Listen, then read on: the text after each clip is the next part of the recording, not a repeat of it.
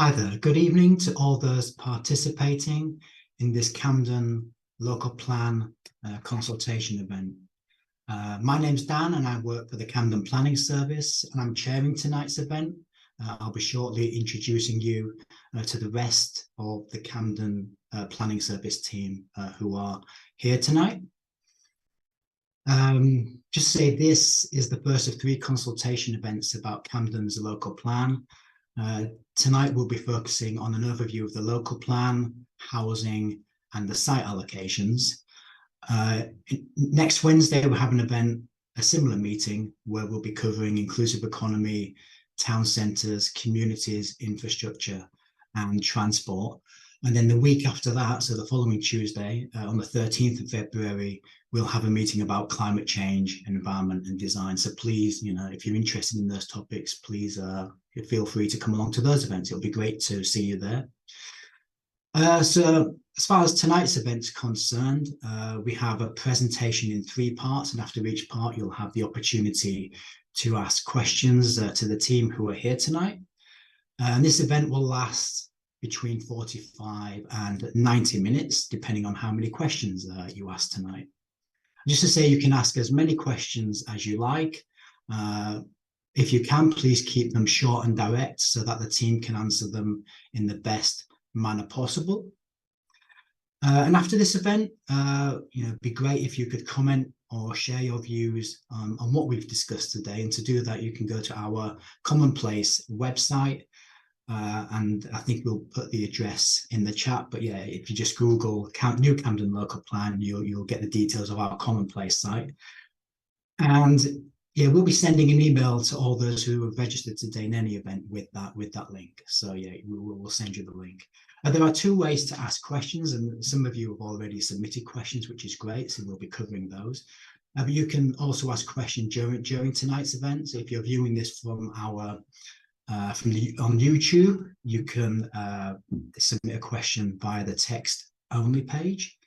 And I think you can also access it from the community. You can submit questions from the Community Live UK page as well.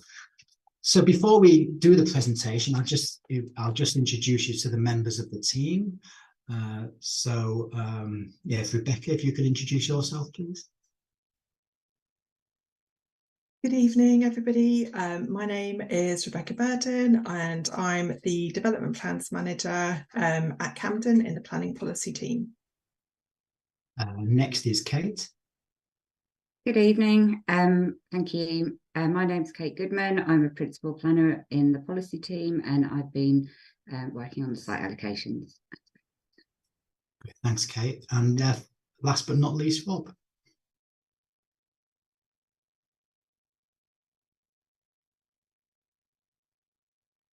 Is Rob Rob is here and you'll see him later on. Sorry about that. Sorry, my name's Robert Farsworth. I'm in the Planning Policy team and I work mostly on housing. Great, thanks Rob. So that's the team who are here tonight and you'll see more of them later. So I'll hand over to Rebecca now to start the presentation. So thanks Rebecca. Thanks, Dan. As Dan has said, tonight's presentation will cover an overview of the local plan review and the overarching strategy set out in the plan. It's going to cover the site allocations and also housing. There'll be a break for questions after each presentation. And also, I know there have been a few questions about site allocations already, and we'll address all of those questions after the site allocations presentation. Ooh, if I could have the slide after, please. Thank you. So in terms of why we're reviewing the local plan, so the National Planning Policy Framework sets a requirement to review and update local plans every 5 years. the decision was taken in 2022 by the council to commence a review of the 2017 local plan to ensure that the council continues to have robust and up-to-date planning policies that will deliver the council's priorities. The current plan is still operating effectively, and the purpose of the review has been to update our policies where needed and to consider where new policies are required. The review also considered a number of significant things that have happened since the existing local plan was adopted. For example, updates to the National Planning Policy Framework, the publication of the new London Plan, the Council's declaration of a climate and ecological emergency, and also the adoption of the Council's new corporate strategy, Remake Camden. The new local plan also incorporates the site allocations from the draft site allocations local plan that the council consulted on in 2020.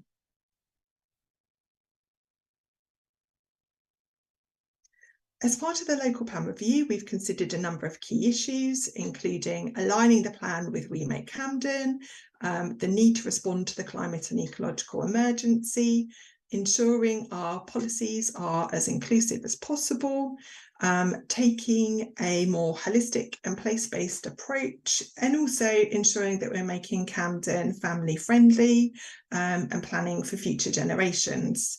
The plan has looked at issues around housing supply and the need for housing, and also issues looking at the balance between retrofitting and climate change measures and heritage. Other key issues have been the need to respond to the changing role of the office and future demand for office space, securing greater affordable workspace provision, the need for greater emphasis on the delivery of better places and spaces, and also updating our approach to tall buildings to ensure it's in conformity with the new London Plan. And also, as part of the review, we've taken the opportunity to try to make our policies clearer and to make them more concise and reduce the amount of supporting text to make them more accessible. And also, we've looked at how we can move towards a digital plan as far as possible. To inform the development of the draft new plan, we held a call for views back in 2022 and then the start of 2023, and we had over 1,500 responses from approximately 250 respondents. The main areas of interest were climate change and the natural environment. As part of our initial engagement on the plan, we held a workshop with students from Regent High School in Camden too, and we also held a number of member briefings, in addition to cross-service internal workshops. And also previously, as part of the work on the draft site allocations local plan, we held 2 consultations, the first one in 2020 and then a second one in late 2021, 2022, and the findings and responses to those consultations have been used to inform the updated site allocation policies in the draft new local plan. As part of the preparation of the new local plan, we've also commissioned updates to our evidence base in relation to economic need, retail and high streets, building heights, delivering zero net carbon, flood risk, housing needs, housing supply, viability, gypsy and travel accommodation, open space, sinks, and we've also undertaken a sustainability appraisal, and we've updated the infrastructure schedule in the plan and also carried out an equalities impact assessment. And all of our evidence that we've prepared so far is available to view on the council's website. So looking at the draft new local plan, the draft plan covers a number of different areas, including vision and objectives, sets out the overarching development strategy for Camden. And then it also contains a number of area policies for the south, west, central and northern areas of Camden, in addition to including all of the site allocations. It also includes a number of topic-specific policies in relation to housing, climate change, the local economy, and town centres, communities, natural environment, design and amenity, and transport and delivery and monitoring. With regards to the overarching strategy, the plan sets out the overarching development strategy for Camden. It looks forward over a period of 15 years to 2041.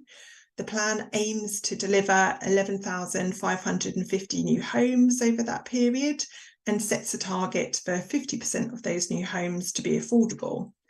It sets out the need for around 400,000 square metres of net additional office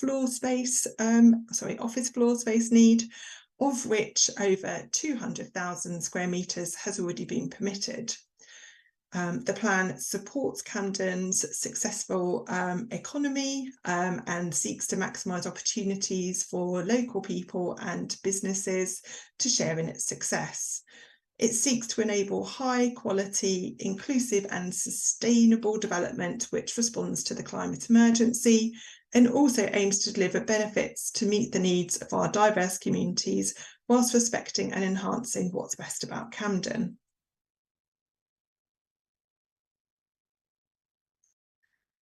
So, as you can see from the map on the slide, the plan aims to take a more area-based approach to the delivery of new development.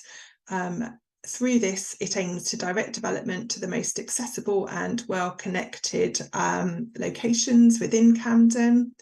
The plan sets out area approaches for the south, central, west and northern areas, and sets out our approach to the delivery of new homes, jobs, retail, leisure uses and infrastructure in each of these areas. It also incorporates and updates the site allocations from the draft site allocations local plan, and seeks to ensure that new development coming forward in Camden makes a positive contribution to the borough. So, if we could go back to the south area, please. Thank you. So the south area includes the neighbourhoods of Covent Garden, Holborn, Hatton Garden, Gray's Inn, Bloomsbury, Fitzrovia, Euston, Regent's Park, King's Cross, and St Pancras and Somerstown. Historically, the main focus of development in this area has been at King's Cross. However, looking forward, key areas of development in this area will be the industrial sites at Camley Street, where there is opportunity for intensification and diversification to create a new neighbourhood. Looking at the area around Euston Station, however, this is likely to come forward towards the end of the plan period and will be guided by the Euston Area Plan. Another key area is around Holborn, and the council are developing the Holborn vision to inform this, and also sites within the council's community investment programme, for example, the Tybalds Estate. And in total, there are 32 site allocations which are proposed in the south area of Camden. In terms of the central area, this area of the borough includes the neighbourhoods of Gospel Oak, Haverstock, Kentish Town, Belsize Park, Primrose Hill and Camden Town. There are a number of opportunities that exist in this area to deliver new homes, jobs and infrastructure to support Camden's communities, the most significant being the industrial sites at Regis Road and Murphy's in Kentish Town, where there's also the opportunity for intensification and diversification to create a new neighbourhood. The Camden Goods Yard area on the edge of Camden Town, And again, sites in the council's community investment programme, for example, the West Kentish Town and Wendling and St Stephen's Close estates. And within this central Camden area, there are 24 site allocations proposed. In the west area of Camden, so this includes the neighbourhoods of Kilburn, Fortune Green, West Hampstead, South Hampstead and Finchley Road, Swiss Cottage. There are a number of opportunities that exist here to support the delivery of new homes and jobs. The most significant opportunity being the site of the O2 Centre, a car park and the car showrooms, where the opportunity exists to create a new neighbourhood to provide a mix of uses, including housing, complementary commercial and town centre uses, including retail and health and community facilities. And there are 13 site allocations proposed within the west area of Camden. And then finally, looking at the north area in Camden. So this area includes the neighbourhoods of Hampstead, Highgate and Frognall. Given the established historic character of the area and lack of development sites, there are the opportunities to deliver new homes, jobs and infrastructure in the north of the borough to support Camden's communities is limited. 3 site allocations are therefore proposed within this area, and obviously policies are included within the plan to guide their development. In terms of how to share your comments on the draft new local plan, so the draft plan is published for consultation until the 13th of March 2024, and you can share your comments with us in a number of different ways. So you can share your comments via our Commonplace site, which is an interactive version of our draft plan, and also has the interactive maps of our site allocations, where you can click around the borough and look at the different sites that are proposed as allocations, and then view the policy and leave your comments as part of that. If you'd prefer, you can email your comments to us at planningpolicy@camden.gov.uk, and we can obviously provide all of these details after this event, and they are also all on our website. And as Dan mentioned earlier, we're holding a number of online public engagement sessions. So there's another one that's going to be held next week on the inclusive economy in town centres. And then there's a final one on the 13th of February, which deals with climate change, environment and design. And you can register to take part in these further public engagement sessions on our website. In terms of next steps, so as I've mentioned, the consultation on the plan closes on the 13th of March. Following this, officers will need to obviously review all of the comments submitted, and we'll look to update the policies in the plan where needed to take on board the comments made. The plan after that is that we will publish the updated draft local plan for consultation at the end of this year, so by the end of 2024, with the aim of then submitting the plan to the planning inspectorate for public examination in 2025. So that's the end of my presentation. So I'm happy to take any questions that there might be.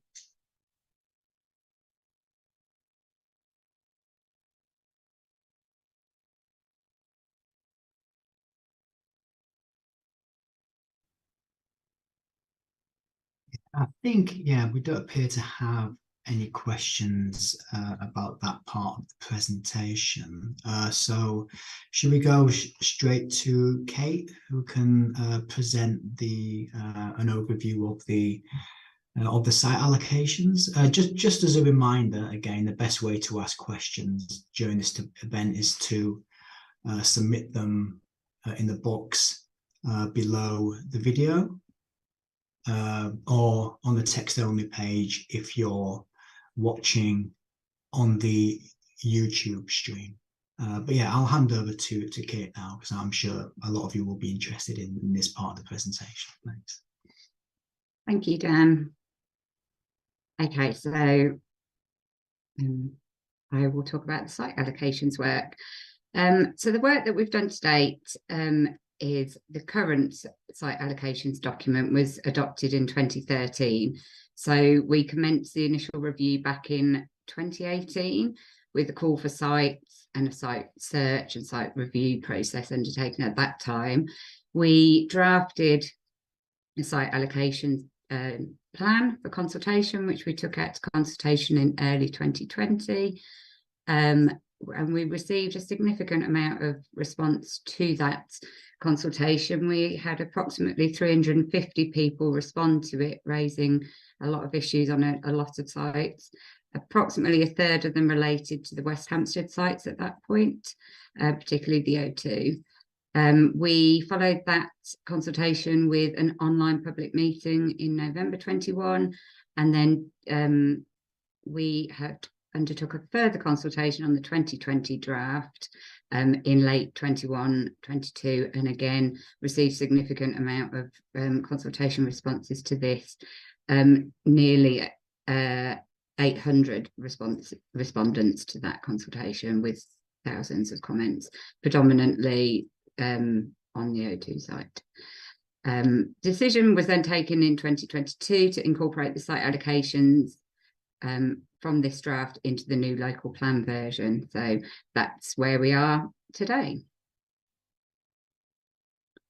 As I say, we had a lot of response to those previous consultations on the draft allocations. It was obviously fairly mixed in terms of the plan included very detailed sites, plans showing potential routes.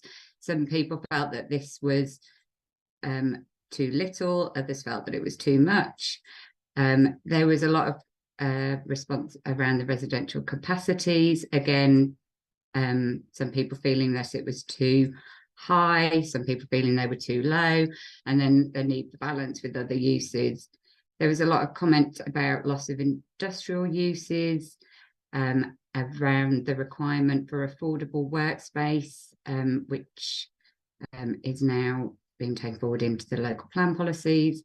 And as I say, the most objections we received related at that time to the Knowledge Quarter policy, Camley Street and St Pancras Way, and the West Hampstead sites. Okay, so the key changes that we've made since that 2020 draft is obviously incorporating them into the local plan. We have updated the format and are now grouped within the areas that Rebecca outlined as part of the area-based approach taken in the new local plan. The previous site allocations document had 95 policies. This has reduced to 74 allocated sites. All the sites have been updated where appropriate based on the previous consultation responses we received. We've updated the planning status of all sites, including where they've now received planning permission. We have undertaken a number of additional evidence reports as part of the local plan review, and we've included the findings of those, particularly the strategic flood risk assessment, and then the building height study, which, as Rebecca touched on, is a requirement of the local plan also. There's a number of sites that have been removed, so they're no longer allocated. These, for various reasons, they are either substantially under construction as at the time of writing, so we're likely to be complete by the time we go to the next version of the plan or submit the plan. Some are complete. Some we no longer expect to perhaps come forward in the plan period when we've consulted with the landowners. And others are below the residential threshold for inclusion, which we put at a minimum of 10 homes. As part of those previous consultations, we put out a call for further sites. We did receive quite a number. These are the ones which we have included in the proposed draft. As you can see, Holmes Road, which we have included in part of the wider Regis Road site allocation. This is the council depot site. So we've incorporated the residential capacity into that whole site figure. 14 Blackburn Road came in as a call for sites in the previous consultation, so that has now been allocated as part of the O2 site. It's also part of the planning permission there. There is 11 Blackburn Road, which we have allocated, and then a number of sites on Finchley Road, which we identified, and a couple of other sites which we've been made aware of as coming forward for residential development, and the capacities are written on the slide. So the role of the allocations is obviously to set out the key objectives of what the council wants to achieve on this site.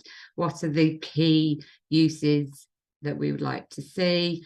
They should not be read in isolation of the whole local plan. The policy sets out the key objectives, but all the policies in the local plan will be relevant to any planning application that comes forward, unless we have specifically stated in an allocation why it shouldn't be considered. Each allocation sets out an indicative housing capacity.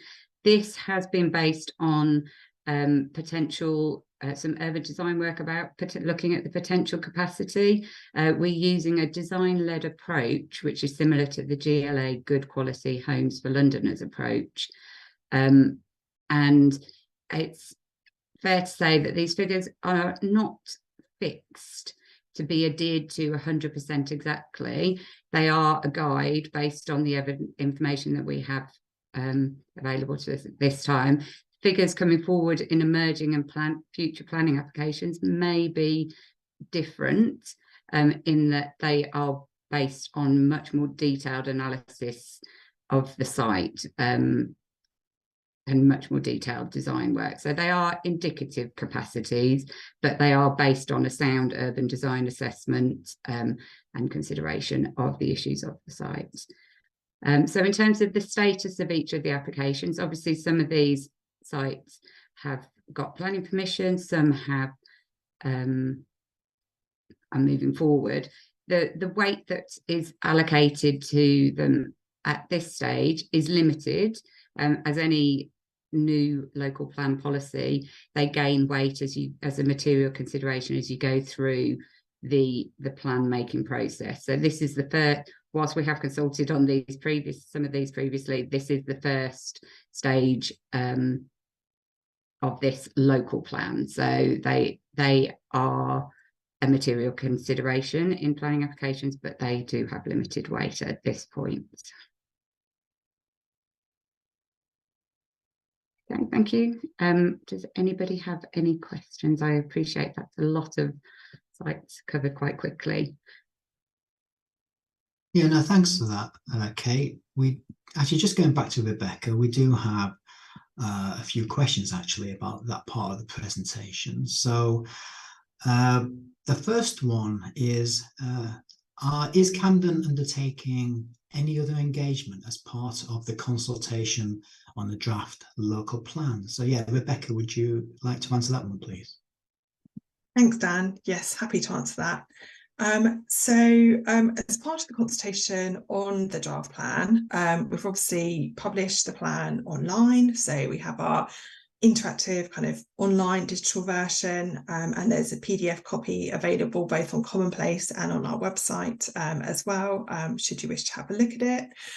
There are hard copies of the plan available to look at in all of the libraries in Camden, if that's something that you prefer to do. And also we've tried to advertise the consultation on the plan via different newsletters and putting posters up in libraries and community facilities as well. As part of the engagement, we're holding, so I suppose in addition to the online public workshops, we're also holding two more tailored workshops. So the first we held earlier this week with students from Regent High School, so obviously getting their ideas and listening to their views on the plan and what the plan means for them.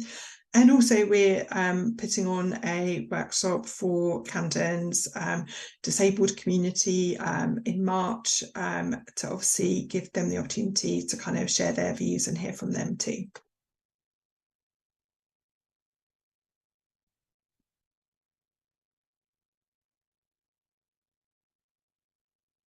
Yeah, great. No, thanks for that, Rebecca. And yeah, just a follow-on question. At what point does the new local plan replace the existing Camden local plan, which was adopted back in 2017? Thanks. Thanks, Dan.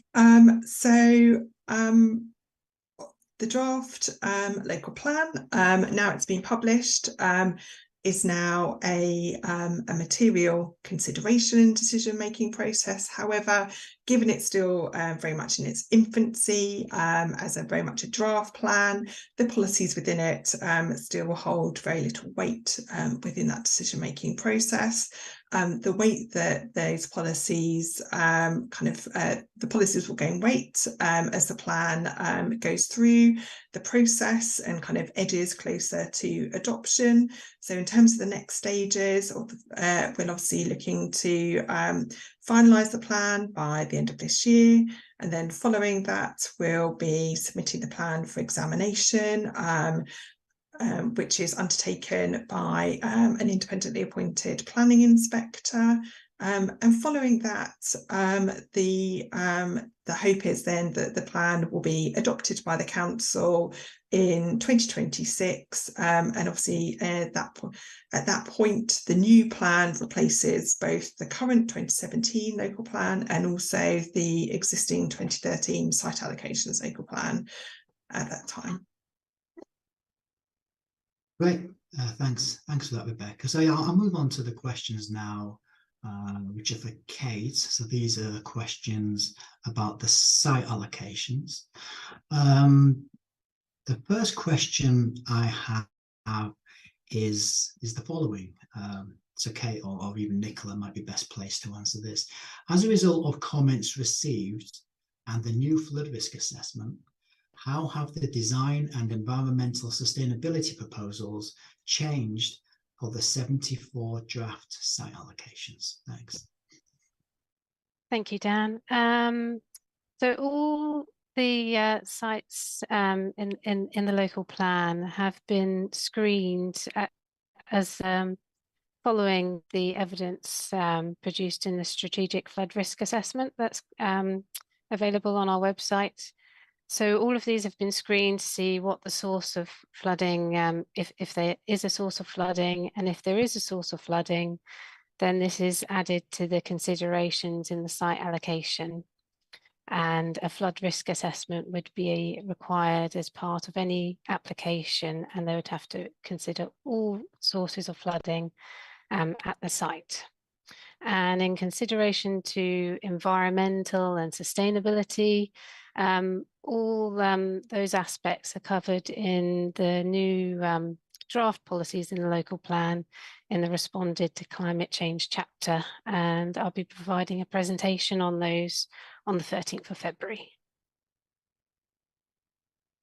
Great, thanks for that, Nicola. And that's a good reminder that, yeah, we'll delve more into that issue at our event on the 13th of February. Now we'll move on to a specific site. So this is, and we've got a few questions on this site. This is 100 Chalk Farm Road, and I think actually the council did a development forum on this site recently. So it's a site obviously that a lot of people are interested in at the moment, because this is a pre-application stage. Yeah, so the question on this site is, can you put in a provision regarding reinforcing the tall building study conclusion that this site is inappropriate for tall buildings? Emerging proposals would see the roundhouse dwarfed by a series of towers, which is causing distress in the community. So I think that's probably one for Kate. Thanks. Yeah, thank you. So yes, in all the site allocations, we have updated where the building height study has identified that they may be appropriate for a tall building. This site, 100 Chalk Farm Road, was not one of those sites identified. We haven't taken the approach of specifically stating that in all the sites, because the majority of the Camden area has not been identified as appropriate. We just identify the ones that have been identified in the London in the building heights study. But obviously we will or are likely to get applications for tall buildings on sites that perhaps aren't identified in that study. But what we would do is apply all the local plan policies that would be relevant. So it would include any site allocation. It would include the London Plan tall building policy. It would include design criteria from our main policy on design, and we have a specific tall building policy that we would apply. And then obviously in this instance as well, there are heritage aspects to do with the roundhouse and the locally important views. So the allocation refers to these sensitivities in terms of the heritage aspects, but it doesn't specifically say that it isn't appropriate for a tall building. Right. Yeah. No. Thanks for that, Kate. That's really clear. And I'd really recommend reading. So as well as reading the policy for this specific site allocation, also reading the tall buildings policy itself. So the second question is about the same site. So this question also, for Kate is, we are concerned about development proposals on this site blocking out all our light. Can you add in a sentence saying that developments must take note of the low residential context and avoid blocking out light and views? Thanks, Kate. Thank you. Again, as I said in my presentation, all local plan policies will still apply to any of the sites within the site allocations. So issues of blocking out light would be assessed against the relevant local plan amenity policies, rather than necessarily stating that in the allocation. Again, we do kind of identify the historic context and areas, but we would refer in terms of issues of blocking light to the amenity policies to assess that. Thanks, Kate. And the last question on this site. So yeah, this is quite a long question, so just bear with me. So there is significant concern within the community about the emerging plans for this site, which propose a series of towers for student housing. There was never previously talk of student housing on this site, yet the draft local plan now seems to be retroactively listing it as a possibility. So the question is, what evidence has Camden used to determine that student accommodation is needed here? And considering the fact that this site is in close proximity to another block of student housing, emerging London Plan guidance on student housing makes it clear that this type of tenure must not risk overwhelming the housing provision in an area. Thanks, Kate. Thanks, Dan. Again, so the allocation identifies it for a series of uses, including permanent residential and potential student accommodation. We do have a need to provide student housing as part of our overall housing supply. We have a need to provide 200 units per year, which is actually based on the London Plan targets. So it's an increase from our current target of 160 per year. I think it's also important to recognise that we do have 10 universities within Camden, so there is a need for student housing. But this policy does identify it as potentially suitable, subject to the assessment against the student housing policy, which sets out some very clear criteria to assess whether or not it is suitable or not, including this issue of concentration. And it sets out, identifies what we consider to be a severe concentration. So we would assess any application for this site against that policy also. Great, thanks, Kate. And of course, the next part of tonight's event will have Rob, who will talk in a bit more detail about the housing policies in the draft local plan. So we're moving to a different part of the borough now. This concerns Meridian House. And the question here concerns, well, the question is, Meridian House is an area with much underground water and surface water flooding. The Reddington Frognall Neighbourhood Plan had already proposed this site as a development opportunity. This envisages a much needed community facility, for example, a GP practice, a pocket park to enhance the Finchley Road streetscape, and a natural pond at the rear to address surface water flooding. To what extent has this guidance been taken account of? So, Kate, is this another one you could? Yeah, I can answer that. Just firstly on the flooding, in terms of the allocation does recognise that the site is at risk of potential flooding, and as Nicola outlined earlier, that then requires all the applications to be assessed against the flood risk policies, which set out the criteria and assessing the means by which to address with any specific flooding for that site. So that would address that part of the question. In terms of the allocation, it does recognise the site as a potential development site and as being identified in the neighbourhood plan. The local plan is allocating the sites in line with national policy requirements, which means we have to demonstrate that they are deliverable and viable. So whilst the neighbourhood plan sets it out as a development site, it doesn't allocate it, it just sets some guidance. And so for allocating it, there is a higher bar of demonstrating that it is deliverable and viable. Therefore, so we have allocated it, but we have allocated it for light industrial use and permanent housing. The question regarding a potential GP use on site, as part of the local plan work, we have conferred with the and consulted with the NHS on their latest estate planning for the area, and that work does not identify this site as a potential site for a GP surgery. And I think perhaps it is important to note in this instance there is a primary healthcare facility being allocated now as part of the planning permission, or being identified, sorry, as part of the planning application on the O2 site. So in terms of it actually being viable or deliverable, a GP surgery it on that site would be difficult, and we don't have evidence to demonstrate that. In terms of the pocket park idea, again, that would actually require demolition of the main building. This allocation is for 14 units because it essentially relates to a parcel of land at the back of the site that was the caretaker's property, previously the caretaker's property.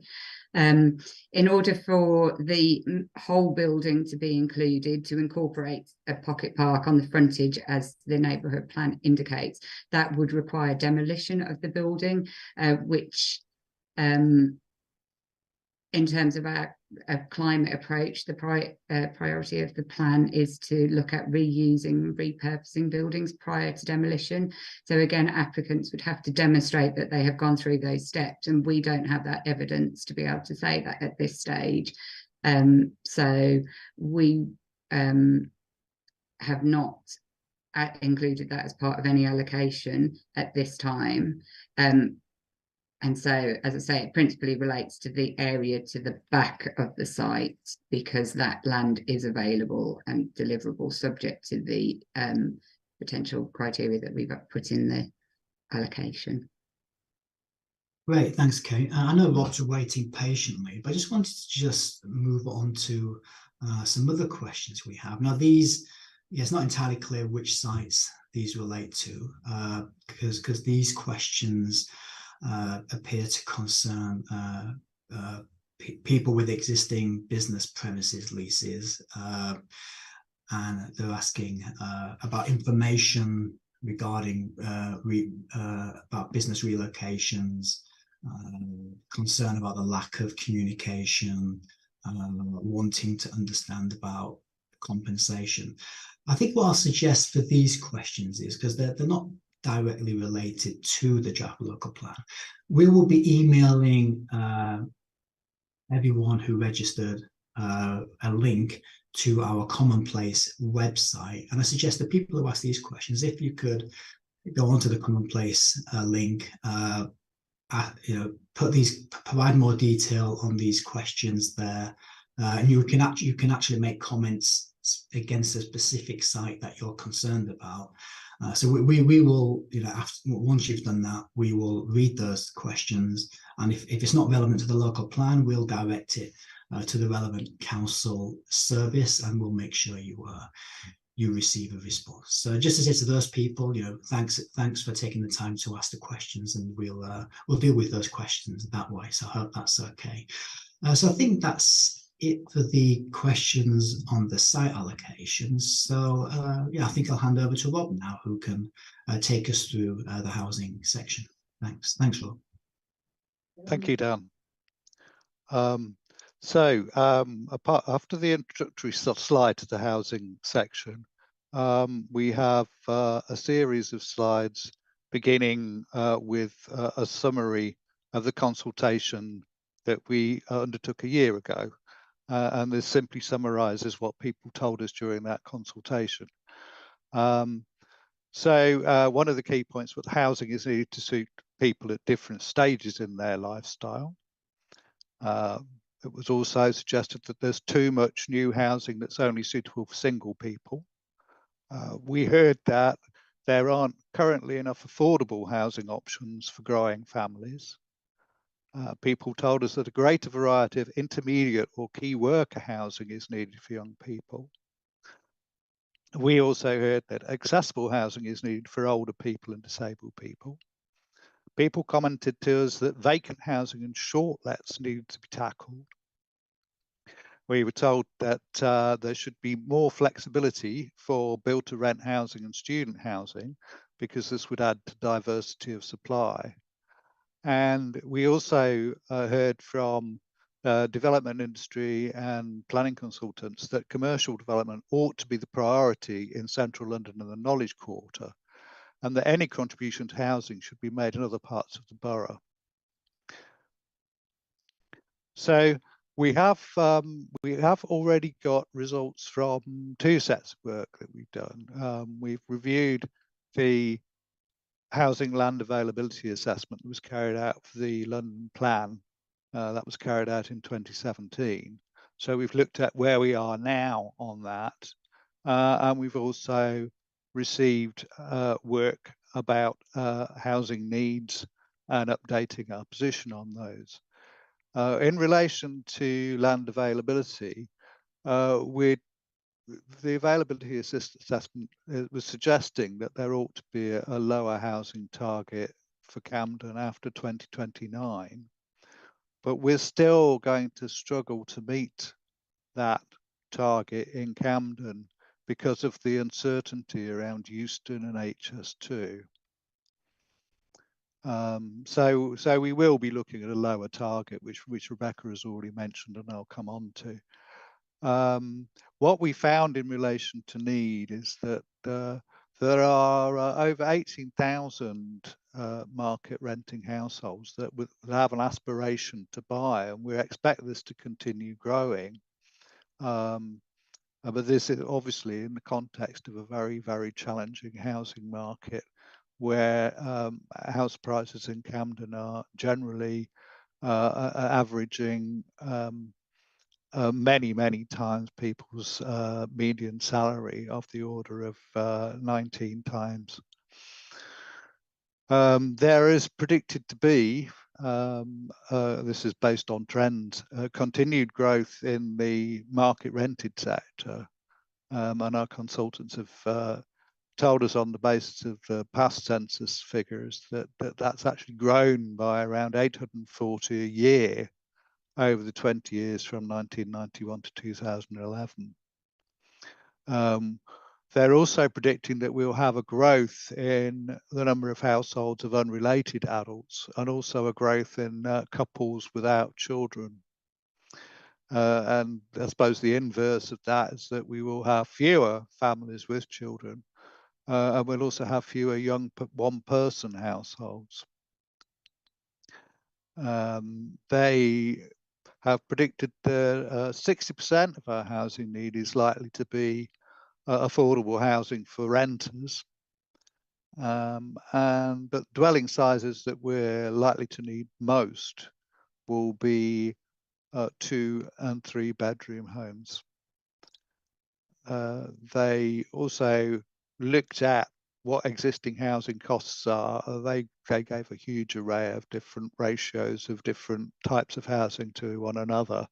But as a sample of this, and a quite significant one, is that market rents are over twice social rents. And that multiple is bigger the larger the homes are. So it's worse for 3 bedroom homes and 4 bedroom homes than it is for 1 bedroom homes. And as a consequence of that, perhaps, they predicted that households with incomes over 60,000 who needed 3 or 4 bedroom homes would be often unable to afford market housing, either to rent or to buy.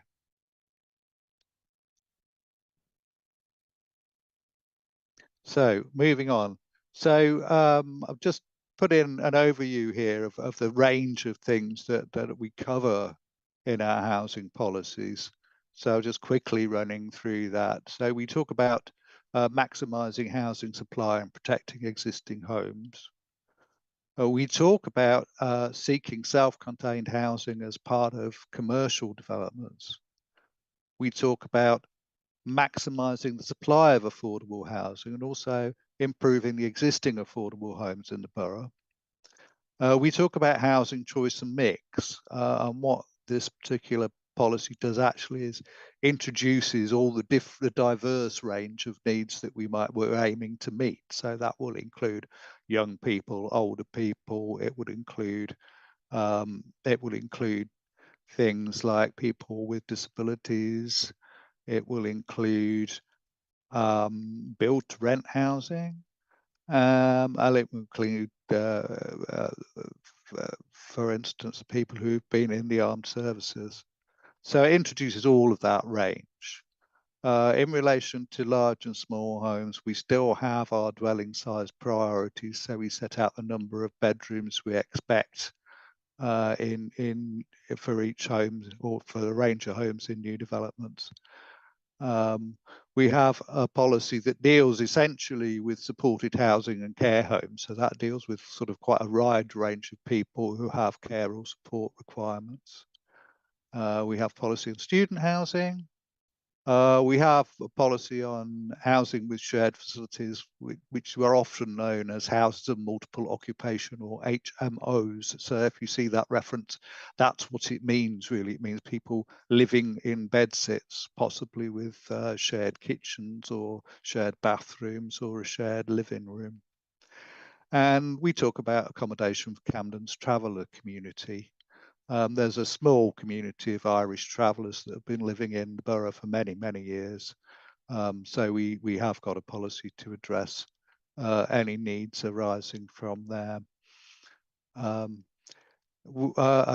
It's worth mentioning, I think, at this point, that we used to have in this section of the plan a section on higher accessibility standards for new housing and also wheelchair user dwellings. But that's now gone into a dedicated policy on design of housing, which will be in the design and heritage chapter. So that's one of the topics that's going to be covered on the 13th of February. In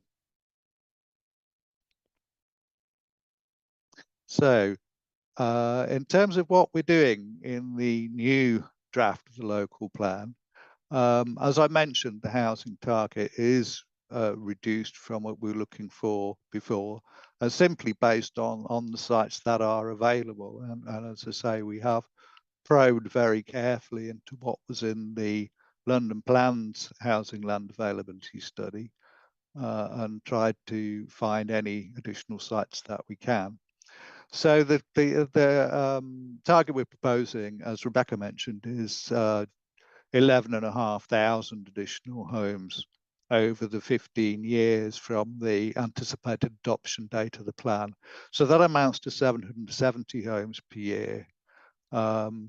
We have at the moment a target from the London plan, which goes on slightly after the anticipated adoption date, and that's for 1,038 homes per year. So we have made a significant but not a massive cut to the numbers that we can expect to come forward in the slightly longer term, the medium term, I suppose, after 2029. We're still retaining self-contained housing as the priority use of the plan. One of the reasons for this is that self-contained housing is the housing that is most likely to deliver us affordable housing. It's the one on which our policy on affordable housing bites. And as I mentioned previously, the evidence that we've had from our housing needs update suggests that over 60% of the housing needed over the plan period is going to be for people who need affordable housing to rent. We will continue to resist alternative use of potential housing sites, as we do in the existing plan. But we will also include in that now resisting permanent use of homes for short-let accommodation. We're going to continue with our policy that seeks housing as part of commercial development in mixed-use schemes. We really don't have any alternative but to do that, given the challenges we have over our housing target, and as it is having to cut the numbers from over 1,000 homes per year to 770 a year. But we have made some adjustment to the areas that policy will cover. So we're spreading it northwards from the central London area to cover areas that have seen an awful lot of development around St Pancras Hospital and Camden Street. And we are providing a little bit more flexibility for developers to deliver their housing off-site if they can make a good case for not delivering it directly in association with the commercial scheme. We're maintaining our existing 50% affordable housing target and our existing sliding scale, which makes the target a little bit lower on sites with capacity for less than 25 homes. But we're maintaining the viability test in the policy, so we can look at viability on a scheme-by-scheme basis.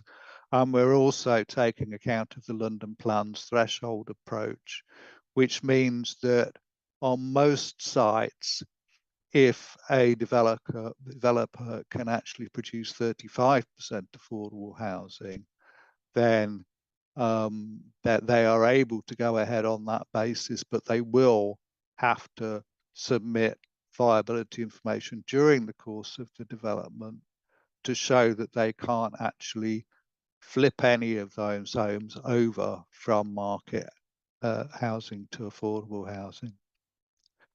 In relation to estate regeneration, we're aligning our approach with the London Plan on that. So the aim in estate regeneration will always be to replace all the existing affordable housing. And we will also add as much more as you can viably add based on the financial viability of the development. In relation to build for rent and student housing, at the moment, the London Plan has quite distinctive arrangements with them where they don't provide what we would regard as conventional affordable housing, which is social rented housing and intermediate housing. But we're going to ask that they do, wherever it's feasible for them to, where they can provide a separate block and a separate core for people to access their homes without being hit with huge service charges or without having to be mixed in with the students, then then we're going to ask for those types of development to provide conventional affordable housing. Few more points here. So we are continuing to seek supported housing, I mentioned before. So that includes people with learning disabilities, may sometimes include older people. And we can potentially seek affordable housing of this type in place of regular affordable housing in some of our larger schemes. We've actually highlighted in some of the allocations where there are sites that are over 0.5, half a hectare. We've actually highlighted that they could potentially provide some supported housing. We've slightly amended our dwelling size mix priorities, but we're still prioritizing 3-bed homes in the social and the market sectors. And we're resisting the loss of existing 3-bedroom homes.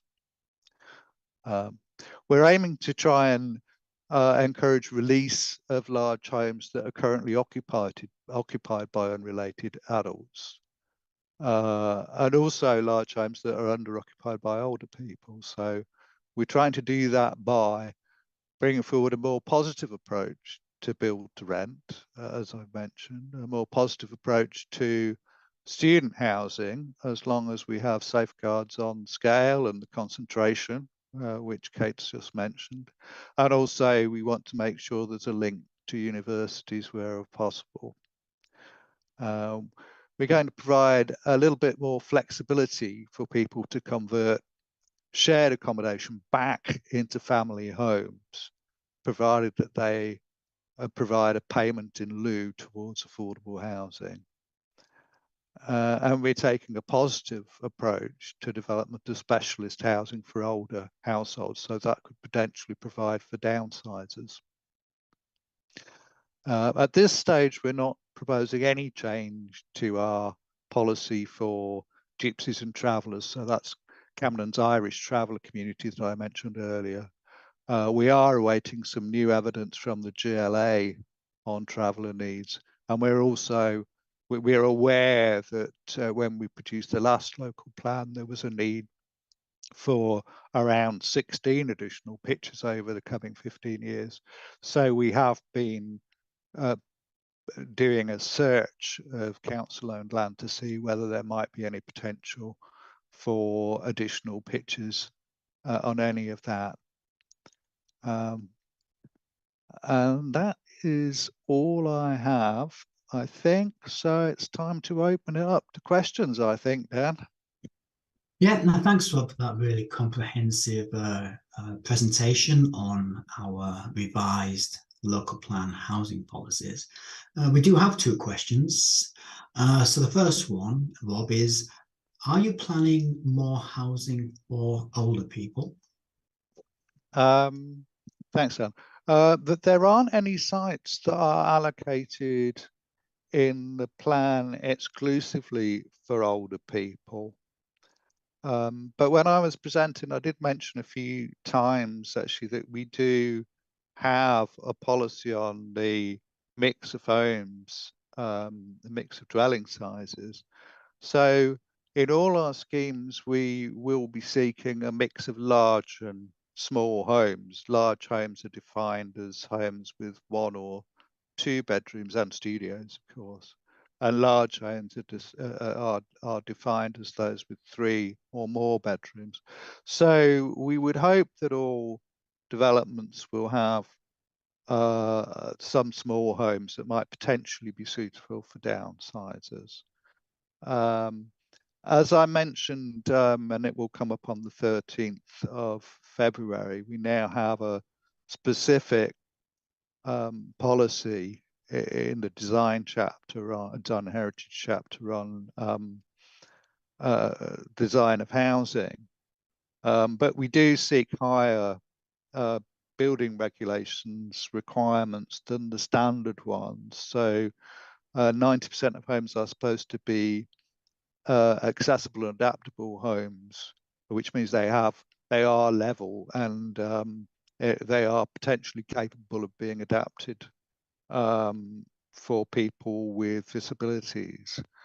And in addition to that, we're also seeking 10% of new homes to be suitable for wheelchairs through building regulations as well. In addition to that, we've been working with adult social care colleagues to look at how we can best deal with the needs of older people. One of the things that they're very keen to do is try and care for people in their existing homes wherever they can. And there are things like disabled facilities grant available if people need things like stair lifts and so on. But there's also, we're also looking at, there was an extensive stock at the moment in the borough already of sheltered housing. And we've introduced policies that we hope will help us to adapt that to keep up with current needs, make sure it meets accessibility needs and space needs. And we're also looking at extra care housing, which is a bit like, it's a little bit like sheltered housing, except there's more support available. And the homes are obviously right-sized. And then we're looking at what needs there might be for care homes. And what we want to make sure is that when people do bring forward care homes, they provide for the needs of Camden residents and aren't aimed exclusively at rich people coming in from other locations, and that they provide the things that people are unable to have provided to them at home, so that they that we're very keen to get nursing care, for example, rather than simple residential care. So we do have quite a range of policies to try and assist older people, even though we don't have any specific allocations there. Thanks, Tim.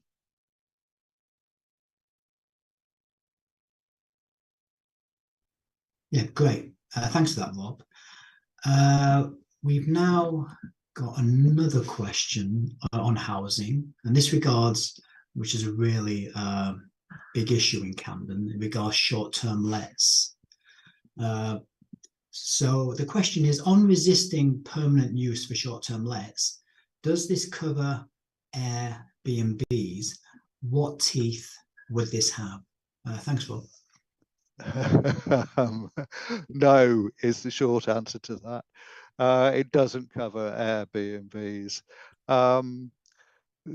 Through the Deregulation Act, our Cambridge legislation back in 2015, the government made it possible for anyone in London, it's even worse if you're not in London, but anyone in London to let their home for 90 days in any 1 year for periods of up to 90, no, they're less than 90 days, so potentially 1 night at a time, 2 nights at a time, or however long they might want to.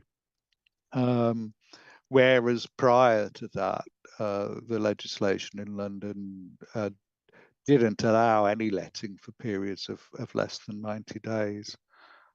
And this has created something of a problem. We're very much aware of it because tenants tell us regularly that it creates problems for them in terms of not knowing who is supposed to be on the estate, people coming and going, antisocial behaviour, late night arrivals, shouting, music, all of the things that people might be expected to do when they're on holiday and getting a bit overexcited.